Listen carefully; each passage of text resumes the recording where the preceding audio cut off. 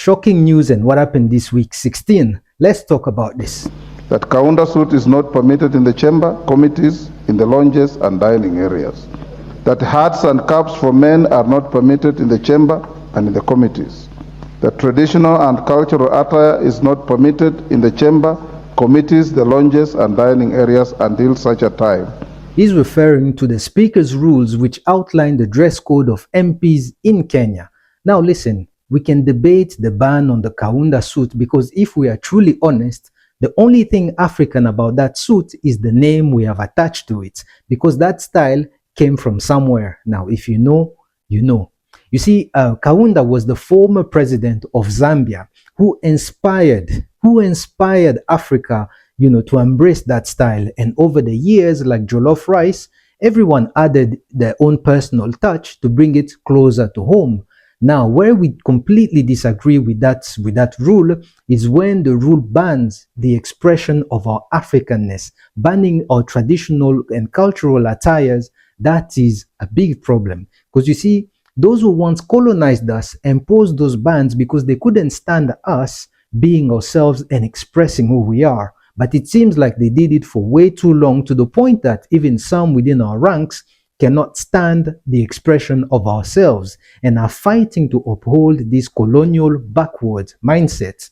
It's like shaving your eyebrows and drawing it back and being upset when people keep asking you, why do you always look surprised?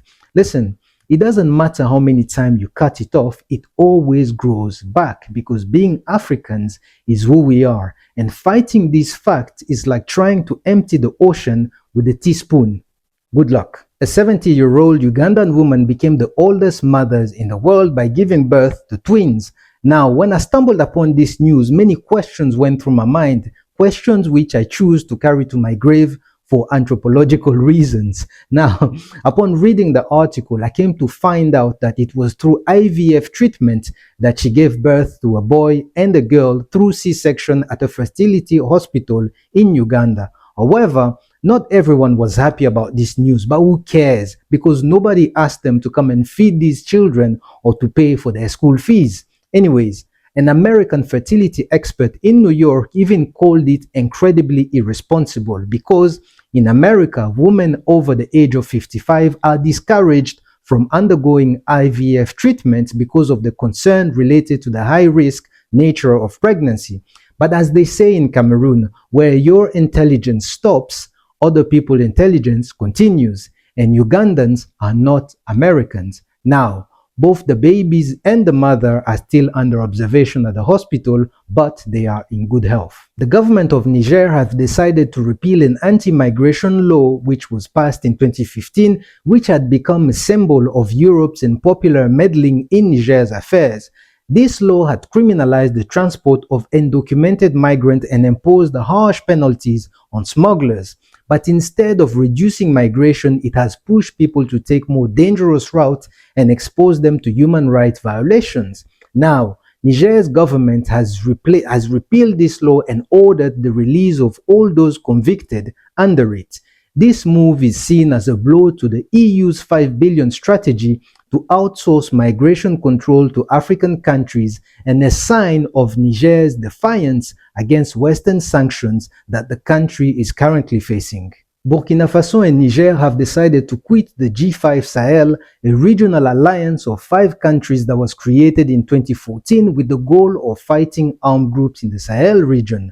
The 5 countries were Burkina Faso, Chad, Mali, Mauritania, Niger, and it was backed by France. But Mali left the alliance in 2022, and if you've been paying attention, then this news shouldn't come as a surprise to you, because the 3 countries that left have accused France of having too much influence in the organization. Anyways, in a statement on November 29, 2023, Burkina Faso and Niger said the following, and I quote, "Burkina and Niger have decided in full sovereignty to quit all instances of the G5 Sahel, including the joint forces," adding, "The organization is failing to achieve its objectives.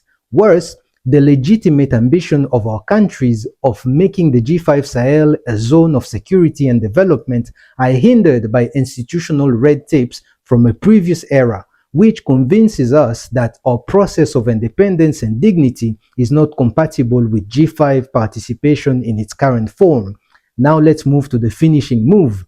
The G5 Sahel cannot serve foreign interests to the detriment of our people, and even less the dictates of any power in the name of partnership that treats them like children, denying the sovereignty of our people. End quote. Well, no further comment for me. The East African Community regional forces have begun pulling out of DRC following what Kinshasa qualified as a failure to stabilize and disarm rebel groups in the region. However, the Congolese government is hoping that the SADC regional forces will be deployed in the region to replace the EAC regional forces. They are members of both blocs. But in the meantime, 1,000 former European military personnel from 2 private companies are already in the region, though they were presented as instructors. Now, additionally, the Congolese army was joined by one of the militia groups in the country who claim to be patriots in this fight against rebel groups and other militias.